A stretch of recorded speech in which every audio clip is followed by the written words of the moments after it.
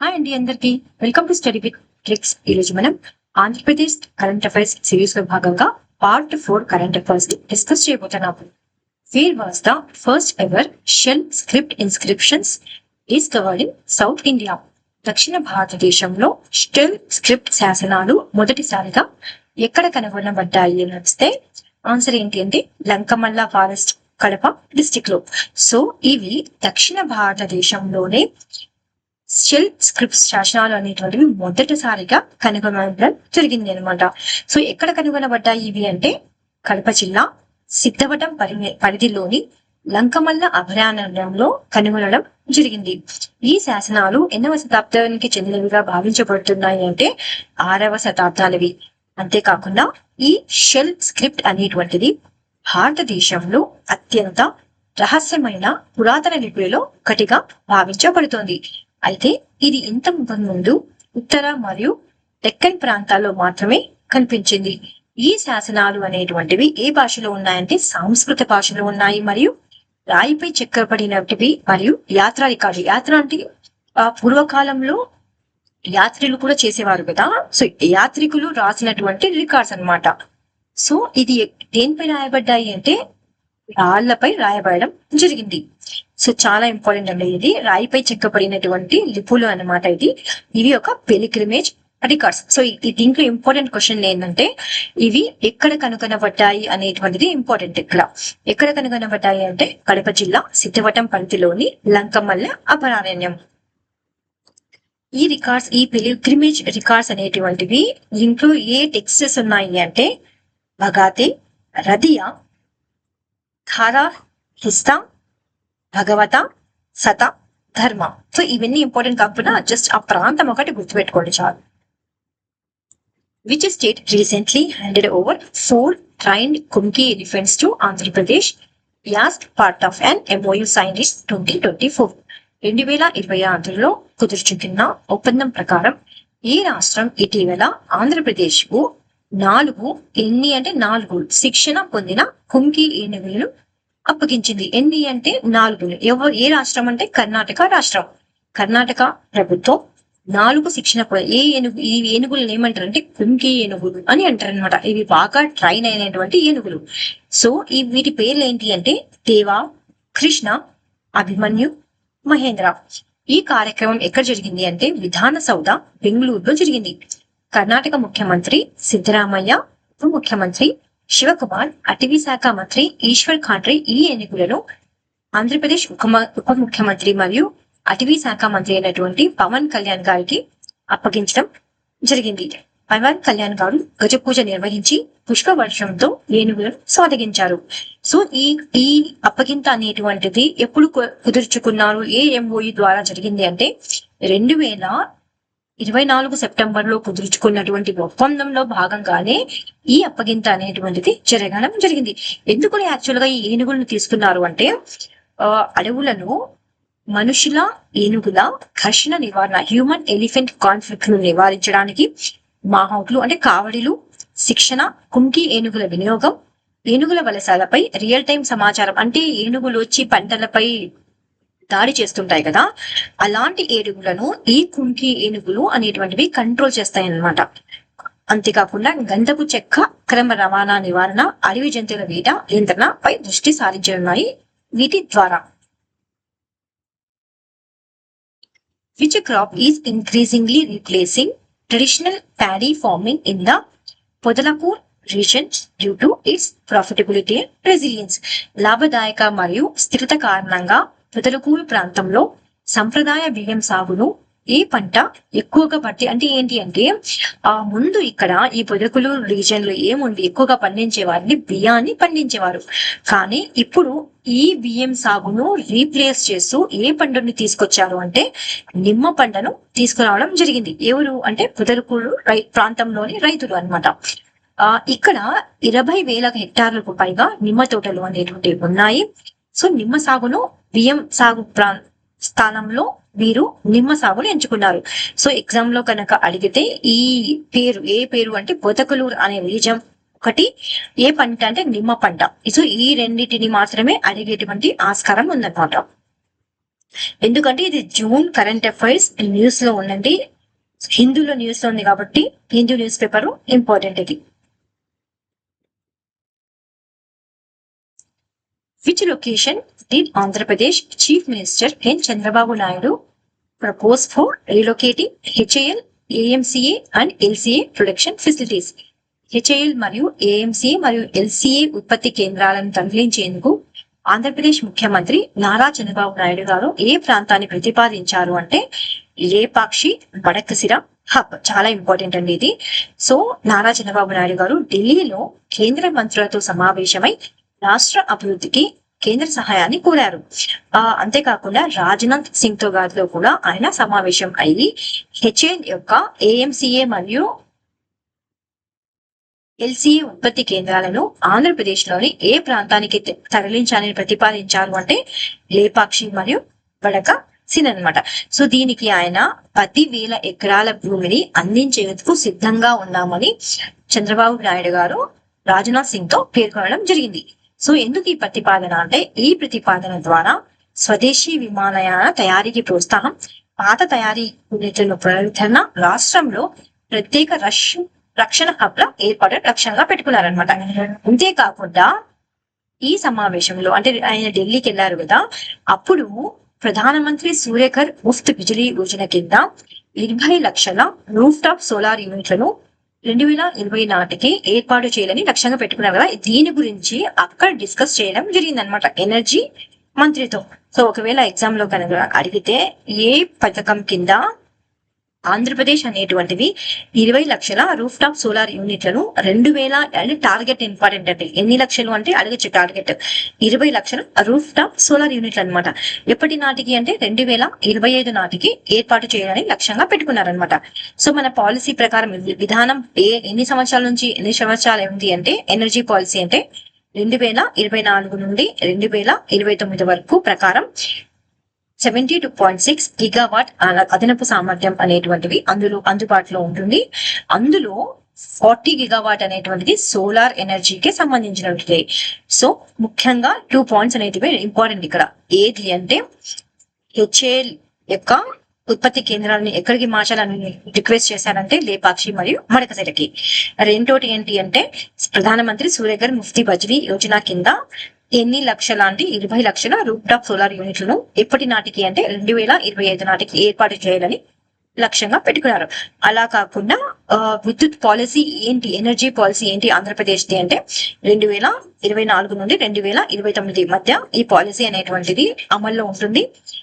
ఎంత సామర్థ్యాన్ని తీసుకురావాలని లక్ష్యంగా పెట్టుకున్నారంటే 72.6 గిగావాట్. అందులో సోలార్ అనేటువంటిది 40 gigawatt.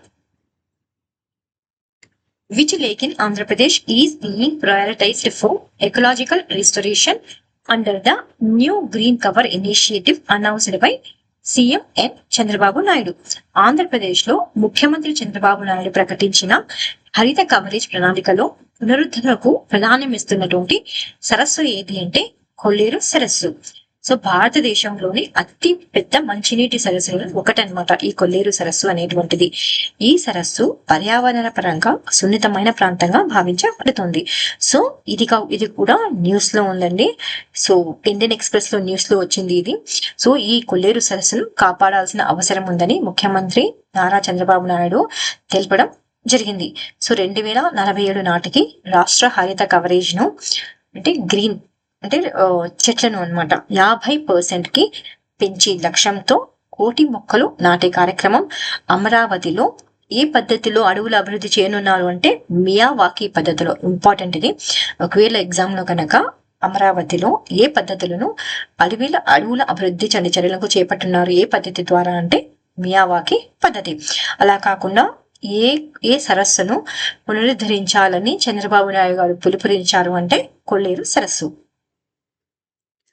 Which bird sanctuary in Andhra Pradesh is being notified as a conservation reserve under the Wildlife Protection Act 1972 for its role in hosting migratory birds and across the continents? ప్రపంచంలోని వివిధ ఖండాల నుండి వలస పక్షులను ఆతిథ్యం ఇచ్చే ఆంధ్రప్రదేశ్లోని ఈ పక్షి అభయారణ్యాన్ని 1972 వన్యప్రాణుల పరిరక్షణ చట్టం ప్రకారం కన్జర్వేషన్ రిజర్వ్ గా గుర్తించనున్నారు అంటే ఏది అంటే ఉప్పలపాడు పక్షి అభయారణ్యం. ఇది ఎక్కడుంది అంటే గుంటూరు జిల్లాలో ఉంది. సో ఎగ్జామ్ లో కనుక అలా కాకుండా ఉప్పలపాడు పక్షి అభయారణ్యం ఏ జిల్లాలో ఉంది అని కూడా అడగచ్చు. ఎక్కడుంది? గుంటూరు జిల్లాలో ఉందన్నమాట. దేనికి ఇది ఫేమస్ అంటే వలస పక్షుల కోసం ముఖ్యమైన పర్యావరణ కేంద్రంగా నిలుస్తుంది. ఇది ఎన్ని ఎకరాల్లో ఉందంటే 9.5 ఎకరాల్లో విస్తరించినటువంటి మంచినీటి సరస్సు. సో ఎప్పుడు నుంచి ఎప్పటి వరకు అంటే అక్టోబర్ నుండి మార్చ్ 2025 వరకు. అంటే ఎక్కువ జాతులు ఇక్కడ అంటే పక్షి జాతులు అనేటువంటివి ఇక్కడ ఆతిథ్యం ఇస్తాయి అనమాట. ఎంత మొత్తం అంటే 30,000 పక్షులకి ఇక్కడ రావడం జరుగుతుంది. వాటిలో ఏవేవి అంటే స్పాట్ బిల్ పెలికన్లు, పెయింటెడ్ స్టాక్లు, వైట్ ఐబిస్, గ్లోసీ ఐబిస్ వంటి పక్షులు సైబీరియా, తూర్పు యూరప్, ఆస్ట్రేలియా, మయన్మార్ వంటి ప్రాంతాల నుండి వలస రావడం జరుగుతోంది. ఈ అభయారణ్యాన్ని 1972 వన్యపాలన పరిరక్షణ చట్టం ప్రకారం కన్జర్వేషన్ రిజర్వ్ గా గుర్తించేందుకు చర్యలు తీసుకుంటున్నారు. అంతేకాకుండా విద్యార్థుల పర్యటన కోసం పర్యావరణ విద్యా ప్రాంతాన్ని కూడా అభివృద్ధి చేయనున్నారు. ఇంపార్టెంట్ ఇది. ఉప్పలపాడు బర్డ్ సాంచురీ ఎక్కడుందంటే గుంటూరు జిల్లాలో ఉంది. During the 24-25 water year which district in Andhra Pradesh recorded the highest percentage of surplus rainfall. 2024-25 నీటి సంవత్సరంలో అత్యధిక శాతం అధిక వర్షపాతం నమోదైన ఆంధ్రప్రదేశ్ జిల్లాగా ఏది నిలిచింది అంటే శ్రీ సత్యసాయి నిలిచింది అనమాట.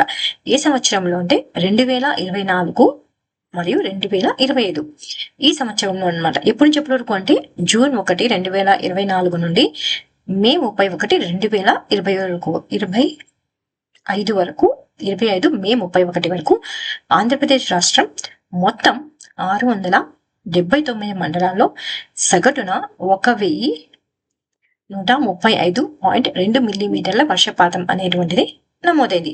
యాక్చువల్గా సాధారణ సగటు వర్షపాతం ఎంత అంటే 975 మిల్లీమీటర్లు. సో దీనికంటే ఎంత శాతం అధికంగా వర్షం కురిసింది అంటే 16.4% అనేటువంటివి అధిక వర్షపాతం కురిసింది. సో జిల్లాల వారీగా కనుక చూస్తే శ్రీ సత్యసాయి జిల్లాలో అత్యధిక వర్షం నమోదైంది. ఎంత పర్సెంట్ అంటే 58.3% అధిక వర్షపాతం నమోదైంది. తర్వాత స్థానంలో అనంతపురం 48.6%, పార్వతీపురం 10% జిల్లాలు తదుపరి స్థానాల్లో ఉన్నాయి. గత సంవత్సరం వర్షపాతం లోపం తర్వాత ఈ అధిక వర్షపాతం వ్యవసాయం మరియు భూగర్భ జిల్లాల పునరుత్పత్తికి ఎంతో సహాయపడుతుంది. సో ఇక్కడ ఒక పిక్చర్ ఇచ్చాను. ఎవరైనా ఇంట్రెస్ట్ ఉంటే యాక్చువల్గా మనకి 2023-24లో వర్షపాతం అనేటువంటిది తక్కువగా నమోదైంది. ఇప్పుడే మనకి ఎక్కువ వర్షపాతం అనేటువంటిది నమోదవడం జరిగింది. ఎంత నమోదైందంటే 1135.2. ఏ జిల్లా అధిక వర్షపాతం నమోదైంది అంటే సత్యసాయి జిల్లా. Which island village in Andhra Pradesh is at risk of disappearing within a decade due to severe erosion caused by the Krishna River's shifting course? Krishna నది ప్రవాహ మార్పుల వల్ల తీవ్రమైన గండం ఎదుర్కొంటున్నటువంటి అంటే ఎన్ని సంవత్సరాలలో అంటే వచ్చే 10 సంవత్సరాలలో అంతరించిపోయే ప్రమాదంలో ఉన్న ఆంధ్రప్రదేశ్లోని ఏ దీవి గ్రామం అంటే అక్కడ కృష్ణా నది వల్ల ఎక్కువగా కోత అనేటువంటివి సంభవిస్తుందండి. భూమి అదేనేటువంటిది కొట్టుకు వెళ్తుంది అనమాట. ఎక్కడ అంటే ఎడ్లంక. దీని ఎడ్లంక అని కూడా అంటారనమాట. ఈ ఎడ్లంక అనేది ఉంటుంది దీవి గ్రామం అన్నమాట. కృష్ణా జిల్లా అవనిగడ్డ నియోజకవర్గంలో ఉంది. ఎన్ని హెక్టార్లు విస్తరించి ఉంది అంటే 904 హెక్టార్ల విస్తీర్ణంలో ఉంది మరియు సముద్ర మట్టానికి కేవలం 6 మీటర్ల ఎత్తులో మాత్రమే ఉంది. సో ఎగ్జామ్ లో కనుక ఏ నది వల్ల ఇది అంతరించిపోయే ప్రమాదంలో ఉంది అంటే కృష్ణా నది వస్తుంది. అలాకుండా ఏ ప్రాంతం అంటే అవనిగడ్డ ప్రాంతం, అవనిగడ్డ నియోజకవర్గంలోని ఎడ్లంక ప్రాంతం అన్నమాట. సో కృష్ణా నది ప్రవాహ మార్పుల వల్ల ముఖ్యంగా వర్షాకాలం మరియు తుఫానుల సమయంలో ఈ దీవి అనేటువంటివి తీవ్రంగా కోతను ఎదుర్కొంటుంది. ఇప్పటికే ఈ ప్రాంతంలో వ్యవసాయ భూములు మరియు ఇళ్లను నది మింగేసి అంటే నది అనేటువంటిది వ్యాపించడం జరిగింది అనమాట. ఇళ్లలోకి కూడా నది అనేటువంటి ప్రవహించడం జరిగింది. చాలా మంది అక్కడ వెకేట్ చేశారు ఇళ్లను కూడా. సో ప్రస్తుత కనుక ఇలాంటి కోతే కొనసాగితే వచ్చే 10 ఏళ్లలో ఈ దీవి అనేటువంటివి పూర్తిగా అంతరించిపోయే ప్రమాదం ఉందని నిపుణులు హెచ్చరిస్తున్నారు. ఈ పరిస్థితి నివాసులతో అక్కడ ఉండే వారిలో ముఖ్యంగా రైతులు మరియు మత్స్యకారులు భయాన్ని సృష్టిస్తుంది. ఇది యాక్చువల్ గా న్యూస్ లో ఉంది అండి, హిందూ న్యూస్ లో ఉంది కాబట్టి ఇంపార్టెంట్ ఇది. Which freshwater lake in Andhra Pradesh is set to become the state's first ever conservation reserve under the Wildlife Protection Act 1972. 1972 వన్యప్రాణి సంరక్షణ చట్టం ప్రకారం ఆంధ్రప్రదేశ్లో మొదటి సంరక్షణ రిజర్వ్ గా గుర్తింపు పొందబోతున్నా. సో దీన్ని గుర్తిస్తున్నారనమాట. ఇంకా పొందబోతున్నా అంటే ఇది ఫస్ట్ అనమాట గుర్తించబోతున్నటువంటి తాజా నీటి సరస్సు. అంటే మంచినీటి సరస్సు ఏది అంటే కొండకర్ల ఆవ అన్నమాట. ఈ కొండకర్ల ఆవ అనేటువంటిది ఎక్కడ ఉంది అంటే అనకాపల్లి జిల్లాలో ఉన్నటువంటి ఆంధ్రప్రదేశ్ లో 2వ అతిపెద్ద సహజ నీటి సరస్సు అన్నమాట. 700 ఎకరాల విస్తీర్ణంలో ఉంది. ఇందులోకి ఏ నది నీరు చేరుతాయి అంటే శారదా నది నీరు మరియు అనకాపల్లి ఆవ నీరు అనేటువంటివి ప్రవహించడం జరుగుతుంది. ఈ సరస్సు వ్యవసాయం, మత్స్యకారానికి మరియు జీవ వైవిధ్యానికి మద్దతు ఇస్తుంది. సో ఈ కొండకర్ల ఆవ అనేటువంటివి పక్షులు మరియు జలచర జీవాలకు ఒక ముఖ్యమైన ఆవాసంగా చెప్పవచ్చు. 1972 వన్యప్రాణి సంరక్షణ చట్టం ప్రకారం కొండకర్ల ఆవను సంరక్షణ రిజర్వ్ గా ప్రకటించాలి అనేటువంటిది ప్రతిపాదన అనేటువంటిది. సో ఇది ఫస్ట్ ఇంపార్టెంట్, ఇది గుర్తుపెట్టుకోండి. ప్రతిపాదన జీవ వైద్యాన్ని రక్షించడమే కాకుండా పక్షుల ఆవాసాలను కాపాడడం మరియు స్థానిక సముదాయాల జీవనోపాధిని మెరుగుపరచడం లక్ష్యంగా పెట్టుకున్నారు. ఈ గుర్తింపు అనేటువంటిది మత్స్యకారులు మరియు రైతులకు అభివృద్ధి నిధులు మరియు మెరుగైన వనరుల నిర్వహణ అవకాశం కల్పిస్తుంది. సో ఇంపార్టెంట్ ఏంటి అంటే ఇది ఏ జిల్లాలో ఉంది? కొండకర్ల అంటే అనకాపల్లి జిల్లాలో ఉంది. సరేనా? దీన్ని ఆంధ్రప్రదేశ్ లో మొదటి సంరక్షణ రిజర్వ్ గా గుర్తించబోతున్నారు. Which interstate river project in Andhra Pradesh aims to irrigate drought-prone areas in Uttarandhra and supply drinking water to rural regions. ఉత్తరాంధ్రలోని కరువు పీడిత ప్రాంతాలకు సాగునీరు మరియు గ్రామీణ ప్రాంతాలకు తాగునీరు అందించేందుకు రూపొందించిన అంతరాష్ట్ర నదీ ప్రాజెక్టు ఏది అంటే వంశధార ప్రాజెక్ట్ అనమాట. ఎక్కడ ఉంది దీన్ని చేపట్టారు? phase 2ని ఇటీవల చేపట్టారు కాబట్టి ఇది న్యూస్ లో ఉందన్నమాట. ఇది ఎక్కడ ఉంది అంటే ఉత్తరాంధ్రలోని శ్రీకాకుళం జిల్లాలో వంశధార నీటి సాగు ప్రాజెక్టు phase 2ని చేపట్టడం జరిగింది. ఇది ఒడిశాలో ఉద్భవిస్తుంది. అది ఒడిశాలో ఎక్కడ అంటే ఈస్టర్న్ ఘాట్స్ లో తూర్పు కనుమలలో ఎక్కడ అంటే లంజీఘర్ విలేజ్, కాలహండి డిస్ట్రిక్ట్, ఒడిశా అక్కడ జన్మిస్తుంది అనమాట. సో ఇది ఒడిశాలో ఉద్భవించి ఆంధ్రప్రదేశ్ గుండా ప్రవహించి బంగాళాఖాతంలో కలిసే వంశధార నదిని, అసలు ఈ నీటిని ఉపయోగిస్తుంది అనమాట. ఈ నది దేనికి ఉపనది అంటే నాగావళి నదికి ఉపనది. ఆంధ్రప్రదేశ్ మరియు ఒడిశా రాష్ట్రాల మధ్య సో ఎగ్జామ్ లో గనక ఈ వంశధార ప్రాజెక్టు ఏ 2 రాష్ట్రాలకు చెందింది అంటే ఆంధ్రప్రదేశ్ మరియు ఒడిశా రాష్ట్రాల మధ్య అంతరాష్ట్ర నదీ ప్రాజెక్టుగా ఉందన్నమాట. ఇది ఉత్తరాంధ్రలోని కరువు పీడిత ప్రాంతాలకు సాగునీరు అందించడమే కాక అక్కడి గ్రామీణ ప్రాంతాలకు తాగునీరు సరఫరా చేయడమే లక్ష్యంగా పెట్టుకుంది. సో ఫ్యూచర్ లో ఈ ప్రాజెక్టులో హైడ్రో ఎలక్ట్రిక్ భాగం కూడా ఏర్పడేటువంటిది అవకాశం ఉంది. Which tourism project aims to transform Rajamahendravaram into major spiritual and cultural hub, creating 8,000 jobs and attracting 35 lakh tourists by 2035? రాజమహేంద్రవరంను ప్రధాన ఆధ్యాత్మిక మరియు సాంస్కృతిక కేంద్రంగా అభివృద్ధి చేయడం, 8,000 ఉద్యోగాలు కల్పించడం మరియు 2035 నాటికి 35 లక్షల పర్యాటకులను ఆకర్షించడం లక్ష్యంగా ఉన్నటువంటి పర్యాటక ప్రాజెక్టు ఏది అంటే అఖండ గోదావరి ప్రాజెక్టు.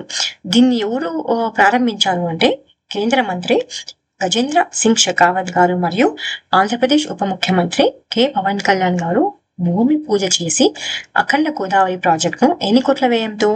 94 కోట్ల వ్యయంతో ఎక్కడ అంటే రాజమహేంద్రవరంను ఆధ్యాత్మిక మరియు సాంస్కృతిక పర్యాటక కేంద్రంగా అభివృద్ధి చేయడానికి లక్ష్యంగా పెట్టుకున్నారు.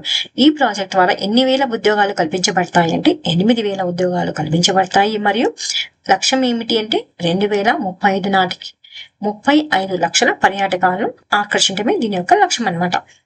ఇవే కాకుండా 187 సంవత్సరాల పురాతన హ్యావ్లాక్ బ్రిడ్జ్ ను అధీకరణ చేయడం, water falls, glass bridge, gaming జోన్లు, స్పేస్ థీమ్ పార్క్ వంటి ఆకర్షణలు ఇందులో భాగంగా ఉన్నాయన్నమాట.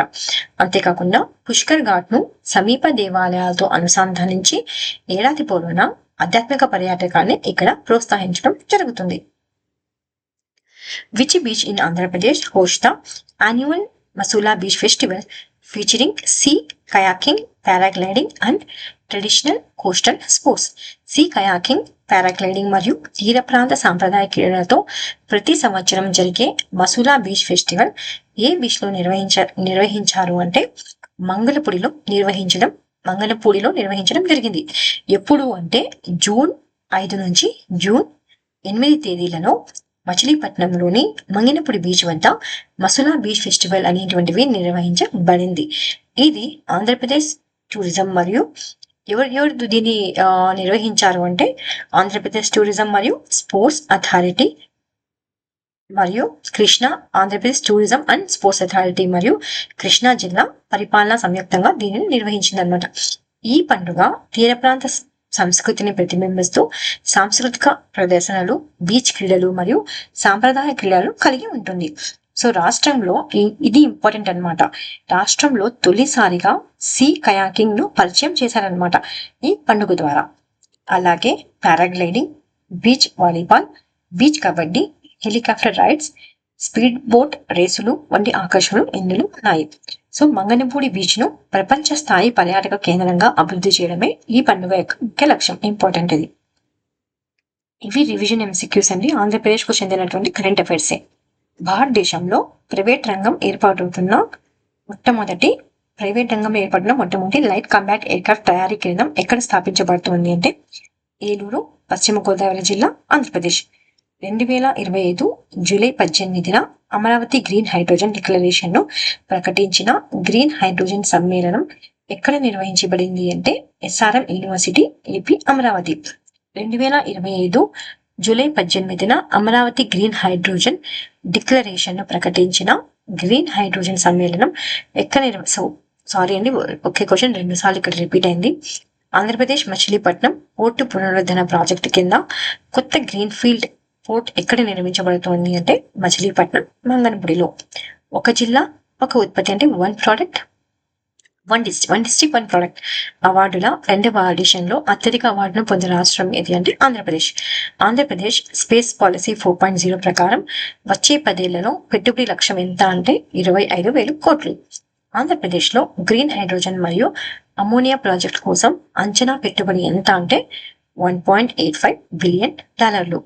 ఆంధ్రప్రదేశ్ రాష్ట్రానికి ప్రణాళికాబద్ధంగా నిర్వహించబడుతున్న రాజధాని అమరావతి పూర్తిగా పునరుత్పాదక శక్తితో నడిచే ప్రపంచంలోని మొట్టమొదటి నగరంగా మార్చేందుకు లక్ష్యంగా పెట్టుకున్నటువంటి పునరుత్పాదకత శక్తి ఎంత అంటే 2,700 మెగావాట్లు. 2025 స్వచ్ఛ సర్వేక్షణ్ అవార్డుల్లో ప్రత్యేక కేటగిరీ ముఖ్యమంత్రి మంత్రిత్వ అవార్డును పొందిన ఆంధ్రప్రదేశ్ నగరం ఏది అంటే విశాఖపట్నం. 2025 స్వచ్ఛ సర్వేక్షణ్ అవార్డులో స్వచ్ఛ సూపర్ లీగ్ నగరాలు కేటగిరీలో ఎంపికైన ఆంధ్రప్రదేశ్ నగరాలు ఏవేవి అంటే ఒకసారి ఖచ్చితంగా ఎగ్జామ్కి వెళ్లే ముందు ఈ సర్వేక్షణ్ అవార్డ్స్ ఒకసారి చూసుకోండి.